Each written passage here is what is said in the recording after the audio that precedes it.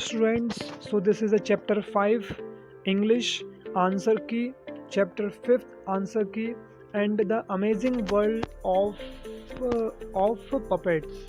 So reading 1, the children were making soap bubbles and competing to see whose soap bubbles would go farthest. While making soap bubbles, the children heard. ये सभी आपकी reading 1 के question answer हैं. And next reading part 2. While making a soap bubbles, the children heard the sound of drums and flutes, so they raced to the terraces garden. There they saw a small tent traced on the podium of the society, and a large number of children gathered to see what was happening. The children in the society enrolled for a 2 days workshop. मतलब जो बच्चे जो थे वो society में 2 days तक workshop कर रहे थे on all the different kinds of puppetry. मतलब कि अलग अलग प्रकार के जो ना पपेट होते हैं ना उनके साथ. So Amitabh's mom switched off the light.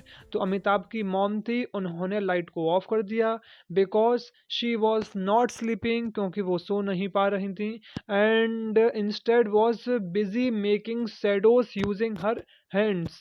और वो इसके बजाय बहुत बिजी हो गई थी अपने हाथ को मतलब जो शेडो बनाने में on the wall of her room, घर की दीवारों पर.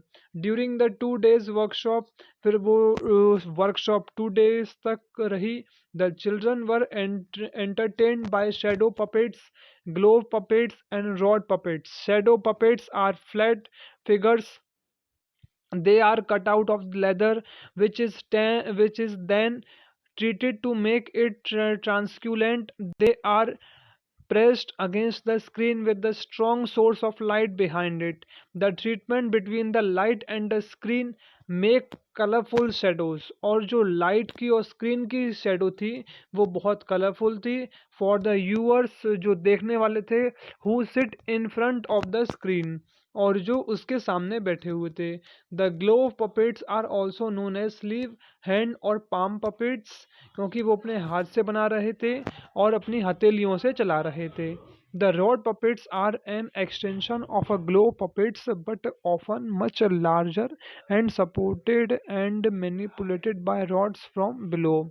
Reading to the answer various ask the students to discuss about their experience with the class.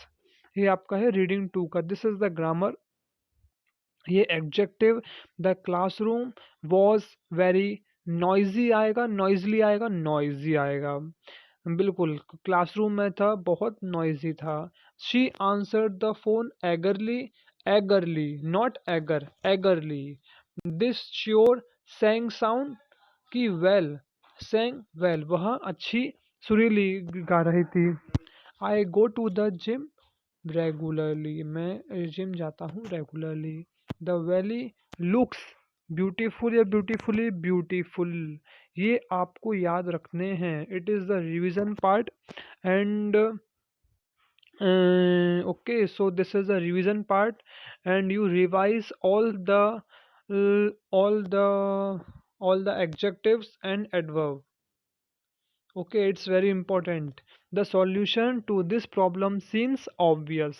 We happily joined the party. हमने बहुत happily join किया था पार्टी को. ओके, अब इसमें आपको बताना है कि एडवर्ब क्या है और एडजेक्टिव क्या है. सी sang well, वह गा रही थी, अच्छा, एडवर्ब है. आई एम नॉट श्योर, मैं श्योर नहीं हूँ. If this is the right address, क्या ये सही एड्रेस है, एडजेक्टिव है. द डॉग इज एंग्री, जो कुत्ता जो था वो बहुत एंग्री था.